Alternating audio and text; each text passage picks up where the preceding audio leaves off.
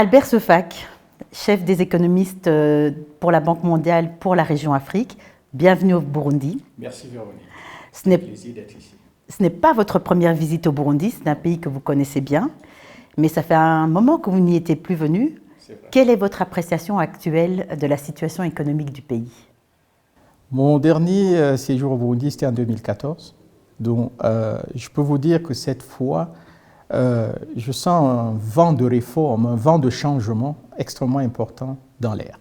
Je pense que le Burundi est en plein changement et il faut capitaliser sur cette petite fenêtre d'opportunité que je perçois pour avancer le type de réformes économiques qui vont permettre à la population burundaise, au peuple burundais, d'améliorer leur niveau de vie et de devenir plus prospères. Alors, vous parlez de réformes économiques. Quelles seraient les trois réformes principales qui permettraient de booster cette économie et cette croissance économique burundaise? Je vois trois importantes réformes qu'il va falloir accélérer. La première, c'est le cadre macroéconomique. C'est de mettre en place tous les efforts possibles pour une gestion macroéconomique plus saine. Et là, je pense en particulier à tout ce qui est politique monétaire et de change, qui est extrêmement importante pour la croissance, mais surtout pour le développement du secteur privé. Le deuxième chantier de réforme qu'il faut accélérer, à mon avis, c'est celui de la diversification économique, où le Burundi peut résolument s'ancrer dans un processus de valeur ajoutée, d'addition de la valeur à ses produits avant de les exporter, et en le faisant, créer des emplois hors du secteur agricole, des emplois plus productifs qui paieront mieux et permettront aux Burundais d'avoir un niveau de vie plus élevé. Donc la diversification. Le troisième chantier de réforme qu'il faut accélérer, c'est celui de la digitalisation, celui de la numérisation, qui aujourd'hui, toutes les études le montrent, est le futur.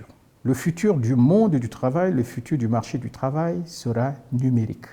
Donc le Burundi doit résolument s'engager sur la voie de la numérisation pour non seulement accroître ses performances économiques, mais aussi permettre un niveau de vie plus important des populations.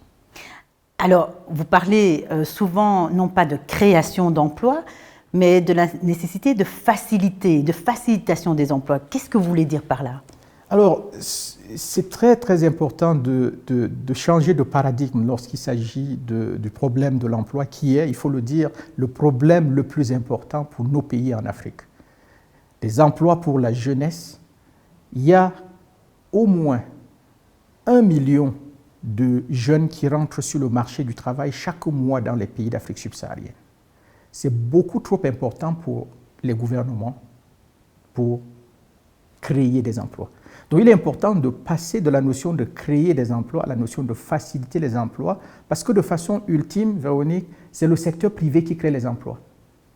Dans tous les pays du monde, la part des emplois créés par le secteur public est toujours la plus faible. C'est le secteur privé qui crée des emplois. Donc l'État doit se positionner pour faciliter la création d'emplois, pas nécessairement pour les créer soi-même. Il y a un certain nombre d'emplois qui peuvent être créés dans le secteur public, mais on résoudra le problème de l'emploi dans nos pays lorsque on facilitera l'entrepreneuriat, y compris l'entrepreneuriat digital, où nos jeunes, s'ils ont accès à la bande passante et ils sont éduqués, peuvent se créer eux-mêmes leurs emplois sur la toile et gagner beaucoup d'argent en créant des programmes et en les exportant, en les vendant, en restant au Burundi.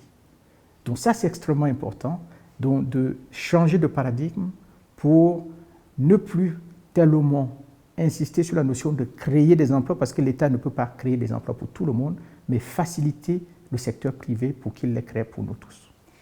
Alors, vous avez parlé des jeunes, et j'aimerais que vous regardiez les jeunes du Burundi. Quel serait votre message principal à cette jeunesse burundaise? Mais je dirais, Véronique, la jeunesse burundaise est dynamique. Et il faudrait qu'elle saisisse l'opportunité de la numérisation pour capitaliser sur ce dynamisme et créer ses propres emplois et s'assurer qu'elle puisse porter au monde entier la beauté de ce pays qu'est le Burundi. Alors, un mot de conclusion. Le travail de la Banque mondiale au Burundi, quel est votre conseil à nos équipes et quel est le rôle que vous voyez pour la Banque mondiale dans un pays comme le Burundi? Je dirais que à la Banque mondiale, nous sommes heureux de voir cette équipe extrêmement dynamique sur le terrain qui contribue à avancer l'agenda des réformes dans ce pays.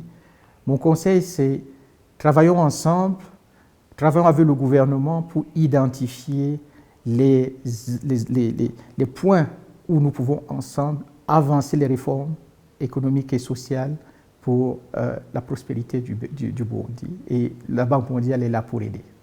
Albert Sefak, chef des économistes du groupe de la Banque mondiale en Afrique, merci. Et Caribou, on vous voit bientôt encore au Burundi. Caribou, asante sana.